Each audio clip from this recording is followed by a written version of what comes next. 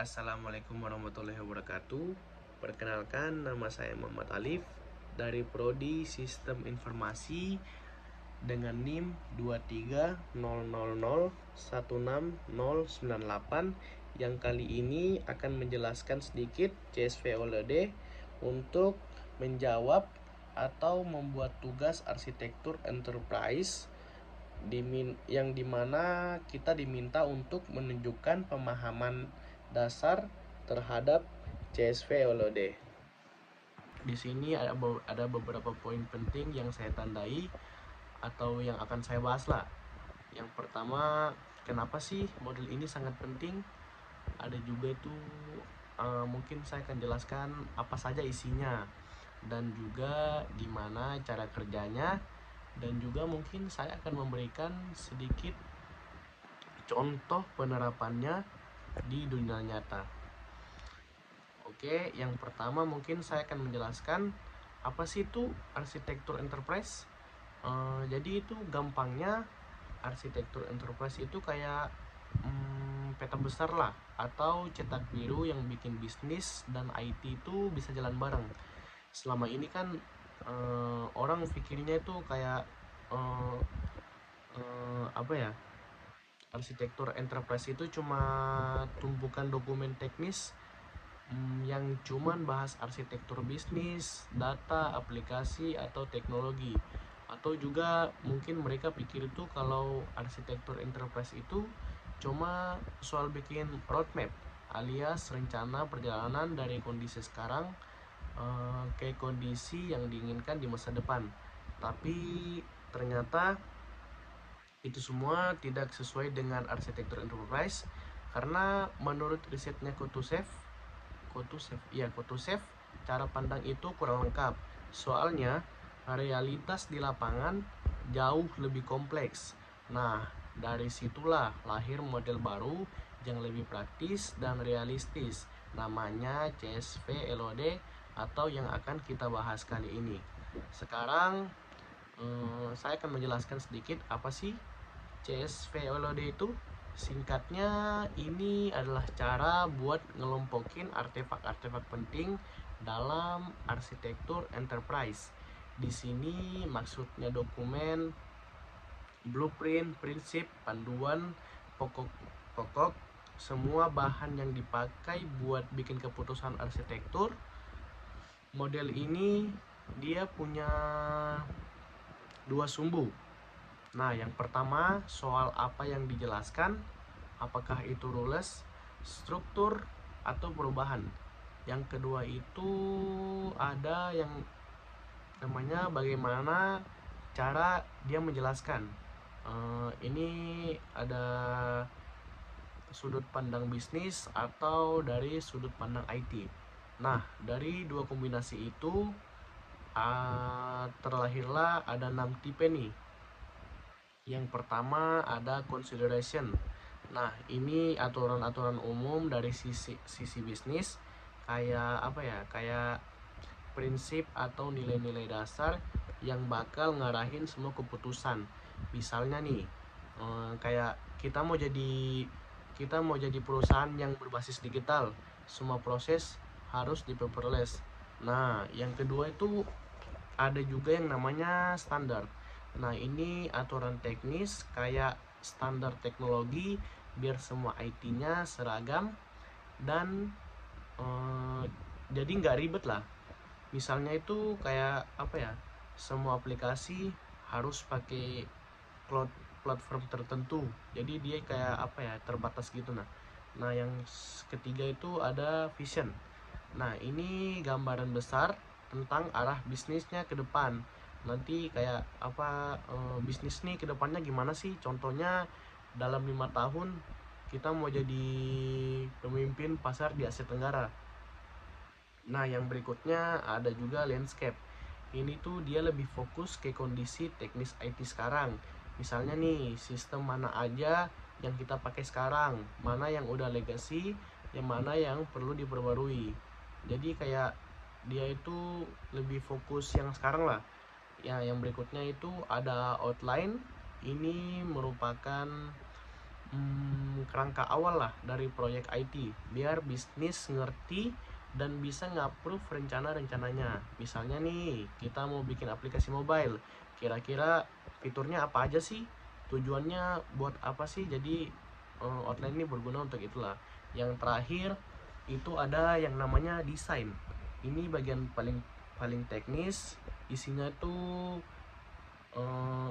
detail-detail buat tim developer atau project team, biar mereka ngerti lah harus apa aja sih yang ngerjain, harus apa aja sih yang dikerjain persis sama apa yang dibuat. Nah, supaya makin jelas, mungkin saya akan memberikan contoh konkret lah, bayangan sebuah perusahaan retail besar mau bikin platform e-commerce. Di tahap consideration, mereka tuh akan set dulu prinsip-prinsipnya. Misalnya sistem harus scalable, bisa dipakai ribuan user sekaligus. Di tahap standar, mereka akan tentuin nih teknologi yang mau dipakai. Misalnya mungkin semua backend harus pakai Java Spring, front endnya harus pakai React, database-nya mungkin mereka akan pakai cloud base. Nah, nanti di tahap vision mereka bakal gambar peta besarnya. Kita mau platform ini nggak cuma jualan produk, tapi juga kasih rekomendasi pintar pakai AI. Lanjutnya tadi di tahap landscape ya. Iya, landscape. Mereka cek dulu nih sistem IT yang udah ada, mana yang bisa dipakai ulang dan mana yang harus dikembangkan dari proyek mereka itu. Di tahap outlines, mereka bikin rencana awal. Kira-kira proyek ini butuh berapa bulan sih, melibatkan tim A, B, C, butuh budget sekian. Dan terakhir di tahap desain, tim teknis sudah pasti dia akan menyusun detail teknis, spesifik API, desain database, arsitektur, microservice, dan sebagainya. Ada juga itu peran model CSV Holiday. Ini penting banget di semua tahap tadi, karena ini bikin komunikasi antar bisnis sama IT itu lancar. Sering banget kan bisnis ngomongnya itu beda sama IT, jadi kadang tuh bikin pemahamannya itu jadi jadi nggak nyambung gitu. Nah,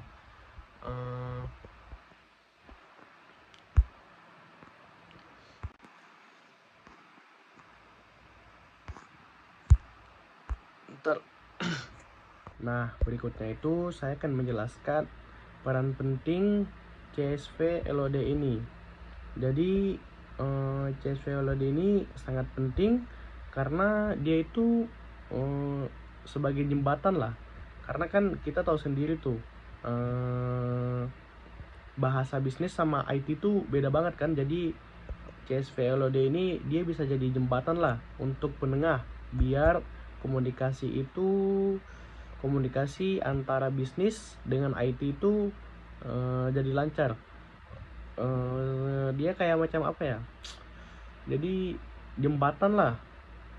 Jadi dia bisa ngertiin apa yang mau diomongin sama bisnis sama apa yang diomongin sama IT. Yang keren juga dari model ini, dia nggak muncul dari teori doang, tapi berdasarkan riset di lapangan. Jadi dia realitas, bisa ngejelasin siapa aja yang pakai artefaknya, kapan dipakainya, sampai apa manfaat buat organisasi. Biar makin nyambung, mungkin saya juga akan membahas insight dari artikelnya Scott Millett soal strategi IT. Jadi strategi IT itu sebenarnya adalah pilihan-pilihan yang dibuat organisasi buat mencapai tujuannya. Mungkin kita tahu sendiri, tanpa strategi semua inisiatif kelihatan penting, padahal nggak semua kan harus diprioritaskan, mungkin ada beberapa aja. Nah, strategi IT itu dijalankan di 3 level. Yang pertama itu ada strategic planning. Ini tuh dia berbicara soal menentukan arah besar. Misalnya nih kita mau transformasi digital. Kedua ada yang namanya traffic planning. ini menjelaskan strategi jadi visi konkret. Misalnya kita butuh e-commerce platform, butuh aplikasi mobile, butuh AI recommendation system. Ketiga itu ada yang namanya operational planning. Nah, ini tuh dia tahap pelaksanaan. Misalnya, proyek apa dulu yang mau jalan, tim mana yang ngerjain, targetnya kapan nih harus selesainya nih. Nah, itu adalah operational planning. Nah, dari ketiga strategi IT tadi yang sudah saya jelasin, model CSVLOD ini bisa bantu semua di level tadi. Yang tadi kan saya ada menyebutkan consideration dan standar relevan dengan strategic planning. Karena di tahap ini perusahaan itu dia lagi mikirin prinsip-prinsip umum dan arah besar ke depan. Tadi juga saya ada bilang vision dan landscape ya, itu cocok buat tactical planning. Soalnya di sini perusahaan mulai nge-breakdown strategi jadi langkah yang lebih konkret lah. Tadi juga saya ada menyebutkan outline sama desain. Nah, ini nih berperan penting di yang paling terakhir tadi atau operational planning ya. Karena di tahap ini udah nyentuh teknis, dia juga udah mulai ngatur tim research dan sudah ada timeline lah yang jelas. Dengan pendekatan kayak gini, saya rasa perusahaan bisa lebih fokus. Jadi dia lebih nggak buang-buang energi ke proyek yang sebenarnya nggak nyambung sama tujuan besar mereka. Gampangnya mereka itu nggak cuma asal bikin proyek karena lagi tren atau karena kerenan-kerenan doang, tapi benar-benar ngejalaninnya yang relevan sama kebutuhan bisnis. Misalnya nggak semua perusahaan butuh aplikasi mobile, mungkin yang mereka butuh justru perbaikan sistem back end biar proses internal makin cepat. Nah, model IT ini bikin tim bisnis dan IT bisa ngobrol dan mutusin bareng. Mana nih yang penting, mana nih yang harus ditunda dulu. Kalau saya boleh refleksi dikit, mungkin CSFLOD ini menurutku dia itu ngajarin soal pentingnya komunikasi lintas tim. Jadi nggak cuma di perusahaan besar, bahkan di tim kecil pun sering banget kita ngalamin miskomunikasi antara orang yang mikir soal bisnis dan orang yang mikir lebih ke arah teknis. Jadi sebenarnya mindset dari model ini kita bisa bawa ke level yang lebih kecil, bahkan ke proyek sehari-hari. Bayangin kalau macam kita lagi di startup kecil atau organisasi non profit, terus tim marketing pengen bikin aplikasi kampanye baru, tapi dari tim developer aja bilang server lama aja masih ngadet. Nah, tanpa ada komunikasi yang jelas, ujung-ujungnya proyek ini bisa gagal lagi. Anggaran udah habis, tim yang lain udah capek, dan hasilnya nggak sesuai ekspektasi. Mungkin dengan pendekatan banyak CSFLD ini, sejak awal kita sudah bisa duduk bareng, nuntuin prinsip, bikin standar, bikin rencana yang masuk akal. Jadi nggak ada tuh yang namanya jalan sendiri-sendiri atau tiba-tiba minta hal yang nggak realistis. Kesimpulannya, CSFLD ini bukan cuman teori rumit buat orang IT, tapi dia itu adalah tools atau alat praktis yang beneran bantu bisnis sama IT buat kerjasama dengan lebih baik, lebih efisien, dan jelas jalannya. Dengan paham model ini, kita nggak cuma ngerti dokumen atau blueprintnya aja, tapi juga ngerti gimana sih cara pakai itu semua buat bikin strategi IT yang kuat, realistis, dan berdampak nyata buat organisasi. Dan yang paling penting, model ini ngajarin kita soal pentingnya align atau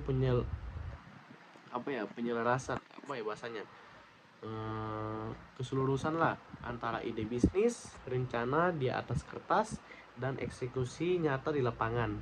Karena pada akhirnya strategi yang bagus itu bukan yang cuma bagus doang di pas kita ngepresentasiin proyek tersebut, tapi yang beneran bisa dijamin, beneran bisa dikasih nilai tambah buat bisnis dan bikin semua orang di tim ngerti perannya masing-masing. Mungkin itu saja yang dapat saya sampaikan. Kurang lebihnya mohon maaf. Wassalamualaikum warahmatullahi wabarakatuh.